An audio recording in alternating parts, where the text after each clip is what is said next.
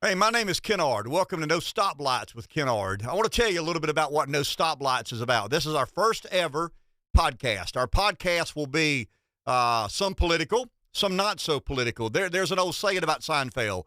Seinfeld is a show about nothing.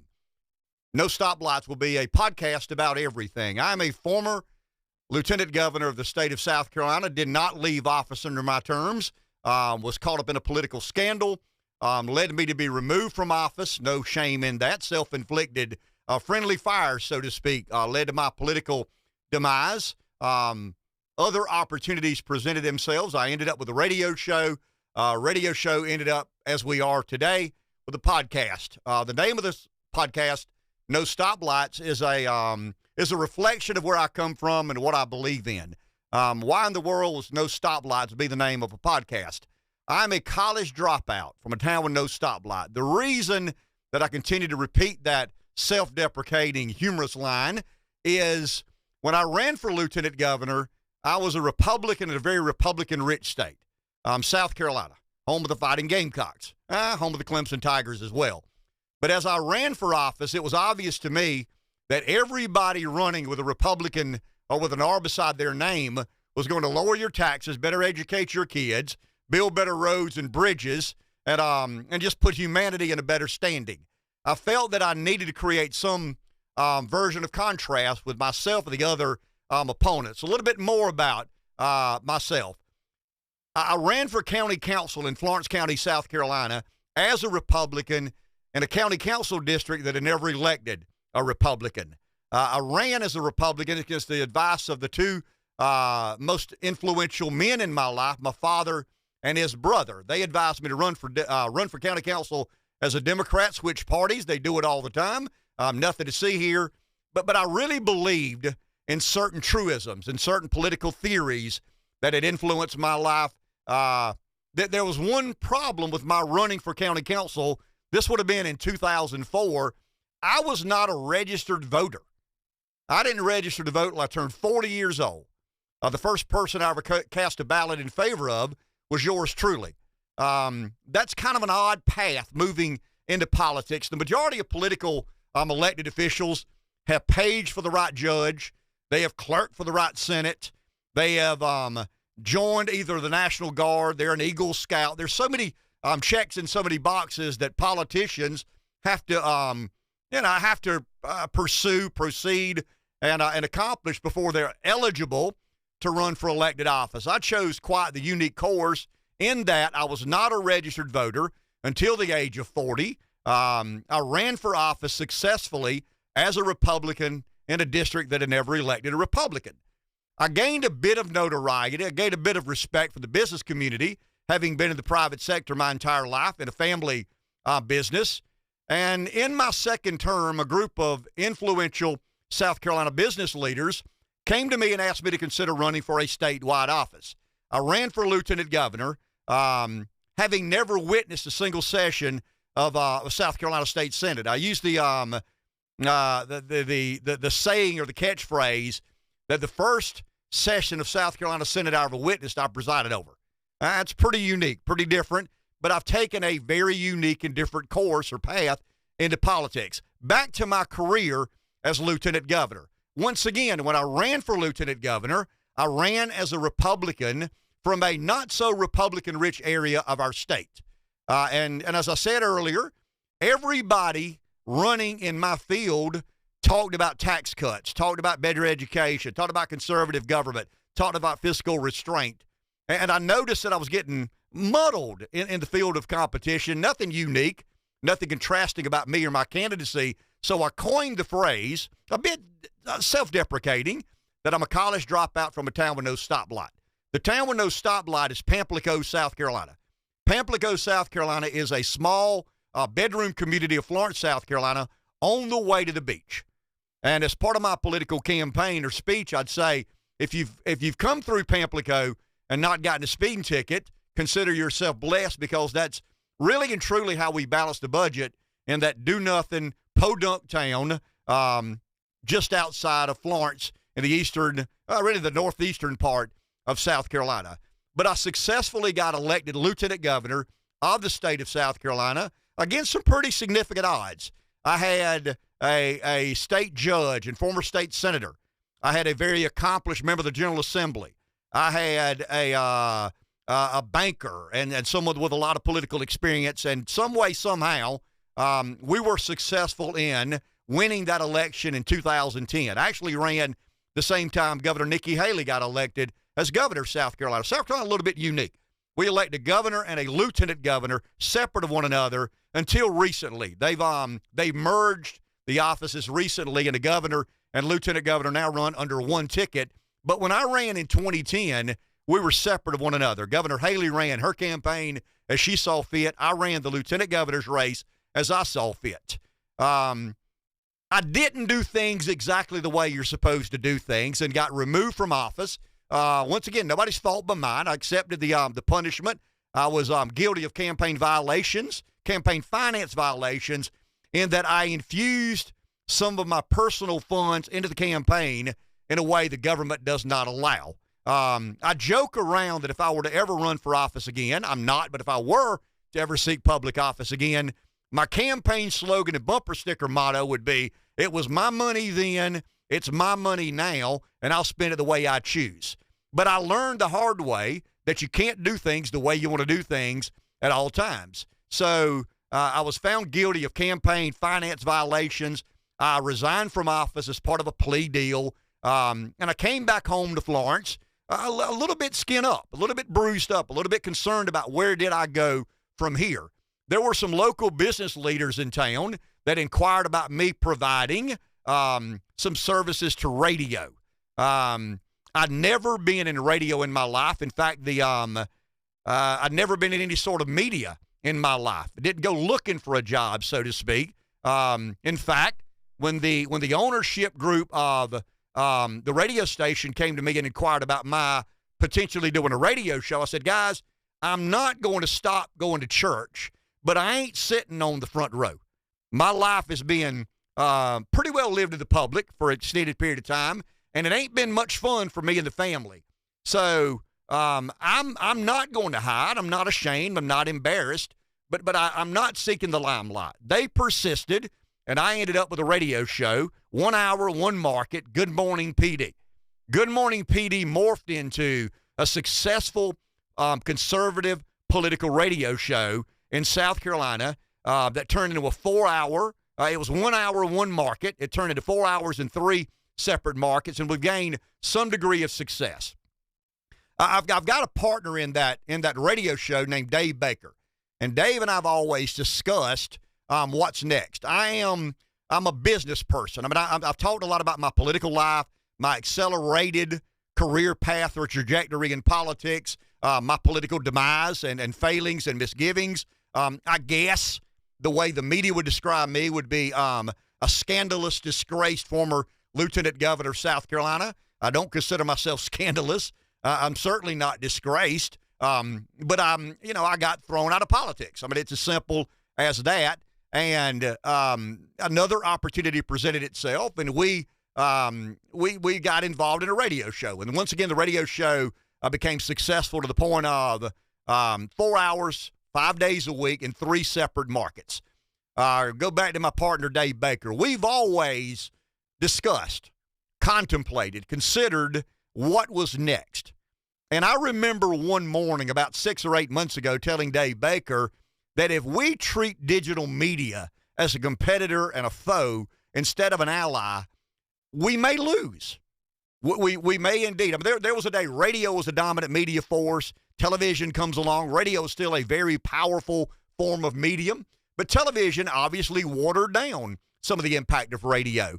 So as a business person, I'm always interested in how to be more diversified and make sure we're protected from whatever angle you may have some exposure toward. So we began contemplating a podcast. And in the last 6 months, we've seriously, and probably more serious than I normally do things, considered how do we move forward if we indeed want to go digital. If we indeed want a presence on the internet, how do we do that? Long story short, that culminates with No Stoplights with Ken Ard It is I guess, a complementary product to our radio show, Wake Up Carolina, 6 to 10, Monday through Friday, in the genre of conservative talk radio. Spoken word radio is, I think, it's how it's referred to today. But we're going to give it a whirl. And I've told the sales staff here, I've told some of the production team here, we have a little credibility in radio. We started as nobody from nowhere. Once again, college dropout from a town with no stoplight. We have performed exceedingly well in our marketplace, and we're going to dabble our wares into digital media. So here we are, introducing our first ever podcast, No Stoplights. I'll probably do that several times as we move forward, but No Stoplights with Ken Ard. Why do people listen to the radio show? Why did we gain a modicum of success in the radio medium? I think we live in a world, and I want to preface these comments by the voice you hear on this radio is not that of a scholarly and well-educated political theorist. The majority of what I've learned in politics, in life, in business is, as I like to say, plundering around in the world of which we all operate. I see the world a certain way. The events and experiences that I've lived have led me down the road of seeing the world a certain way. You're no different. I mean, some of you may be conservative, some of you may be liberal, some of you may perceive yourself to be somewhat independent-minded, but there's no doubt the majority of influences in your life have been the events and experiences. I read a lot, but I don't buy into everything I read. I talk to a lot of people. I don't agree with everybody I talk with. There are a lot of people out there with a lot of different opinions about the way the world needs to function and operate. This podcast will be similar to what we've done in radio. And by that I mean, in a world of what I call rehearsed theatrics, the world of politics in particular has become very rehearsed. It's not, you don't get a lot of authenticity. You don't get a lot of what people really believe, what they really think, how they really and truly feel about an issue. And the reason I think we've gained some success on the radio is we've been able to convince our listeners that we indeed tell you what we believe. I have something informally referred to as the busy head syndrome. The busy head syndrome is not technically defined by a doctor in any medical community anywhere. It's something I've self-diagnosed myself with, and that being, if something is in my head, there's a pretty damn good chance it's coming out of my mouth. That is both a curse and a blessing. In the world of entertainment, enlightenment, media, I have found it to be very useful that if I believe something, I need to say it. I don't need to be censored. I don't need to be guarded. I need to be respectful. I don't need to mistreat people. I don't need to mismanage this opportunity that has been afforded to me, and I won't do that. But the pledge I'll make to you on day one is if you'll give us a chance to be a part of your digital world, your podcast viewing community, we will tell you exactly what we believe. And I guess when I say we, I'm talking about me. I'm in the studio by myself. This is a little bit different than the radio. We will delve into very serious issues. We will delve into some lighthearted issues. I hope to have a podcast or two about sports, a podcast or two about politics, a podcast or two about religion, a podcast or two about relationships. Seinfeld professes to be a show about nothing. We hope to be a podcast about everything. But as a former lieutenant governor, as someone who has put his name on the ballot 8 times, never lost a race, so I'm doing something. I'm good at getting the office. I ain't real good at holding on to the office as a result of my political failure as former lieutenant governor of South Carolina. But I've got to adjust. I've got to get better at speaking into a camera and talking to a universe of people who have largely never heard what I've got to say. But once again, I think what you'll find about No Stoplights is we will say things probably in a more colorful way than most about whether or not to cut Social Security, whether or not there's a fiscal time bomb waiting on the other end of Medicare. I'm proud of the research I do. I understand the responsibility that I have. I'm thankful for the opportunity to look into a camera, to talk into a microphone, and have some level of credibility with the people that have listened and will listen as days go by. But we are going to try and entertain you. At the end of the day, it's not my job to educate. It's not my job to enlighten. If you want to be educated or enlightened, find you an online class at Stanford or Harvard. But we're not going to mislead. We're going to be strategic in making sure that if we're talking about Social Security, if we're talking about Ukraine, I'll give you a quick example. Let's talk about Ukraine for just a second. This would be similar to a podcast at some point in time in the not too distant future. I am a fairly conservative Republican. Historically, I have been in line with neoconservatism until recently. And I'm not giving Donald Trump all the credit. I'm an America First Republican, and I do think I think the duopoly in Washington has failed to make as a priority the plight of the average American. I sincerely believe that with every fiber of my being.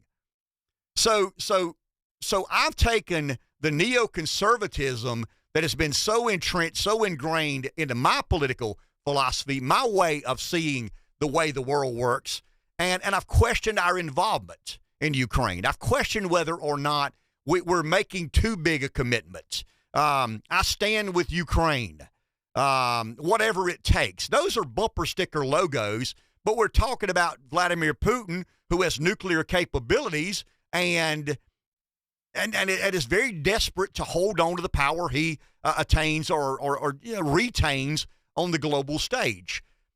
The majority of Republican think tanks, the majority of Republican operatives, the majority of Republican pundits regurgitate the Republican creed, and it's been largely dominated by neoconservatism. We will be a voice at times very much in lockstep with traditional conservative orthodoxies. We'll also be at times very contradictory to what I call preconceived notions of what the Republican Party must stand for when it is to decide, whether it yings or yang. I'll ask you a simple question about Ukraine. I'm not a Putin sympathizer. I'm not a communist in disguise. I am a patriotic American who believes that America does have some degree of responsibility to the world around them. America is the preeminent superpower on the planet. There is no question about that. But is your life more threatened? Is your kid's life more at risk by an insecure southern border, an invasion that includes fentanyl trafficked in and out of our country, really in our country, not out of our country, but some of the coyotes and others make their way. Some of the delivery methods would include in the country, out of the country. But I would ask a simple question of anybody that sat in this chair who holds public office at the federal level. Do you believe that your kid is more at risk by fentanyl overdose because we've not been serious about securing our southern border, or rampant communist creep?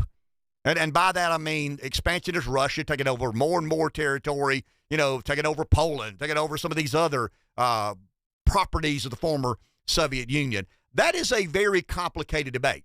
And I'm willing to have that very complicated debate, but I'm not willing to bless or condone a bumper sticker catchphrase that my party regurgitates time and time again. I stand with Ukraine. The hell does that mean? I mean, we're talking about nuclear armaments. We're talking about global security. We're talking about billions, hundreds of billions of dollars.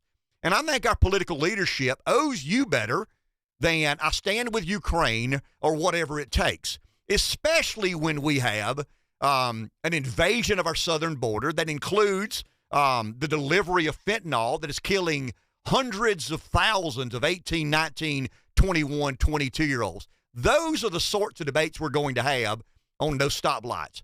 I'm not bought and sold by anybody. I'll assure you they're not naming a college or university after me anytime soon. You probably won't see a military defense contractor as a sponsor of ours. I go against the grain. I'm proud to go against the grain. We will continue to go against the grain. But if we say something, we believe it. We sincerely believe it with every fiber of my being. And I'll accept that the situation in Ukraine, American involvement in Ukraine, is complicated. I'll accept that there could be an opinion contrary to mine that carries more water, makes more sense. I'm certainly willing to accept a different side of whatever issue we're talking about. We hope to have many guests on these podcasts. There will be some interviews. There will be some of me staring at the camera as I am today and talking about, maybe a little more in-depth Social Security, maybe a little in-depth on Medicare, the drivers of our federal deficit. We break down subjects and topics in a very, I want to say, rural Southern way. I take liberties with the King's English, no doubt about that, and we'll continue to do that. But what we attempt to do, or what we're going to attempt to do with No Stoplights, is to engage an audience where they are, convince them that we are telling you what we believe, not as a result of a sponsorship, not as a result of some alliance or allegiance that we have. There's enough of that mess going on. there's enough of that nonsense in media. The majority of media, you're not talking to a person who can honestly tell you what they believe. You're talking to a member of corporate society that their abilities are guided by who pays the bills. And I think the beauty of a podcast, the beauty of the internet is everybody has an opportunity to have a forum. Everybody has the opportunity to win an audience. Will we? I don't know. We've been fairly successful in radio. We have no experience in podcasting. We have no experience in digital media. But I think if you'll work with us, if you'll hang around to some of the issues we address, some of the topics and concerns that we discuss, you'll appreciate. You may not agree, and that's fine. You may have stern disagreements. Some of the best conversations I've ever had in my political life are with people I firmly and sternly disagree with. I don't consider them enemies. I don't consider them bad people. I just see the world in a way. They see the world in their way. And we argue. We debate. We have debate and dialogue, and we discuss some of these very prominent issues in American culture and society. But I am in a very liberated place in my life. Technically the last year of a baby boomer, and life has worked out okay. I say that today, could be different tomorrow, but life has worked out okay for me. I'm not beholden to anybody in my political judgments, political disseminations. I'm able to say exactly what I think, when I think, how I think, and that's fairly liberating. So in a world where everybody's scared to say nearly everything for fear of some sort of consequence, woke and politically correct, I want to level with you today, and don't say I didn't warn you.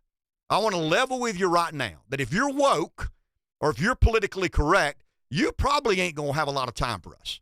In all honesty, we will probably not be your cup of tea. Iced tea down south. But if you are a firm and true believer in life, liberty, the pursuit of happiness, I think we can conduct ourselves in a way that you find attractive, appealing, and somewhat educational. I'll say things that you wonder whether he's serious or not. I'm not going to say things I don't mean. I do say things for effect. I do say things to engage an audience and convince an audience that we are worth hanging around with for an hour a day, a couple of days a week as we pursue our place in digital media. But it's different than radio. I've got about 11 years under my belt doing a radio show. This is the first time I've ever looked at a camera and tried to do a podcast. It's probably pretty obvious, but we will get better as we did at radio. I just plead with you to give us a chance to have a conversation, a debate with you about the issues that matter to me, matter to you. And if we can do that, I've done what I want to accomplish, and I hope that you've gained something by hanging around with us for however long you choose to hang around with us.